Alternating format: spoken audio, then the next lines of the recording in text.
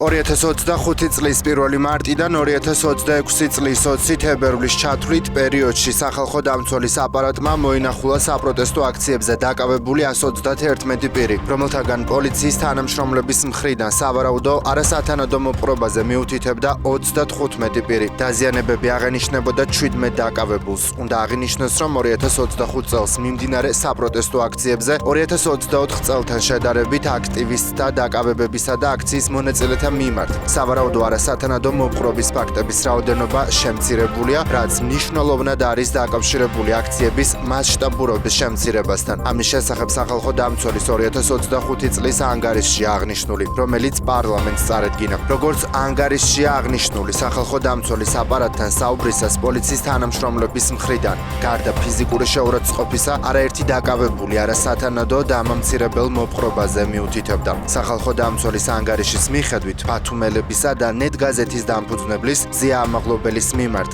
ადმინისტრაციული სამართალწარმოების პროცესში ორჯერ მჟავრდების აკრძალვის პრინციპი დაირღვა. 3 აპრილს მოსაყდრე შიომ წმინდა სინოდის სხდომა მოიწვია, მას შემდეგ რაც რუსეთის დაზვერვამ განაცხადა, რომ მსოფლიო პატრიარქი ბართლომეოსი საქართველოს კათოლიკოს პატრიარქის არჩევის პროცესში ერევა. არ მჯერა, რომ რუსეთის სადაზვერვო სამსახურმა ასეთი განცხადება გააკეთა, გონი ასეთი ბრიყვები არ უნდა იყვნენ, რომ ასეთი განცხადებები აკეთონ. ასე ეხმაურება ახალქალაქისა და კუმურდოს მიტროპოლიტი მეუფე ნიკოლოზ ფაჩუაშვილი რუსეთის საგარეო დაზვერვის განცხადებას. სასულიერო პირის თქმით, ზეგ გასამართ სხდომაზე შესაძლოა იმსჯელონ, ვის მიერ და რა ფორმით გამოქვეყნდება საღდგომო ეპისტოლე. რუსეთის საგარეო დაზვერვის სამსახური უწყებაში შესულ ინფორმაციაზე დაყრდნობით აცხადებს, რომ მსოფლიო პატრიარქი ბართლომეოსი საქართველოს მართლმადიდებელი ეკლესიის პატრიარქის არჩევის საკითხში ჩარევას ცდილობს. დაზვერვის სამსახურის განცხადებით, კონსტანტინოპოლის პატრიარქი ბართლომეოსი აგრძელებს მართლმადიდებლობაში განხეთქილების მზაკვრული ხაზის შენარჩუნებას და ამჯერად აპირებს ისარგებლოს სრულიად საქართველოს კათოლიკოს პატრიარქის ილია მეორის გარდაცვალებით და საქართველოს მართლმადიდებლურ ეკლესიაზე თავისი გავლენა გააძლიეროს. უწყების განცხადებაში აღნიშნულია, რომ მსოფლიო პატრიარქს სურს საქართველოს მართლმადიდებლური ეკლესიის მეთაურის თანამდებობაზე დაწინაურდეს კანდიდატი, რომელსაც დაეყრდნობა. ბართლომეოსი ამ როლისთვის კანდიდატებად განიხილავს დასავლეთ ევროპის მიტროპოლიტ აბრაამს და ფოთისა და ხობის მიტროპოლიტ გრიგოლს.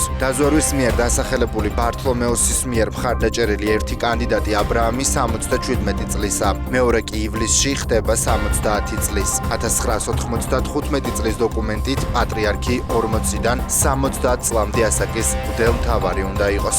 საპატრიარქო საზოგადოებასთან ურთიერთობის სამსახურის ხელმძღვანელი დეკანოზი ანდრია ჯაღმაიძე რუსეთის დაზვერვის განცხადებას ეხმაურება და ამბობს, რომ ინფორმაციის საფუძველი უცნობია. მსგავსი ჩარევა სხვა ადგილობრივი ეკლესიის მხრიდან ჩვენთვის წარმოუდგენელია, მიგვაჩნია ეს სრულიად შეუძლებლად. უცნობია ასეთი ინფორმაციის საფუძველი, განაცხადა დეკანოზმა ანდრია ჯაღმაიძემ.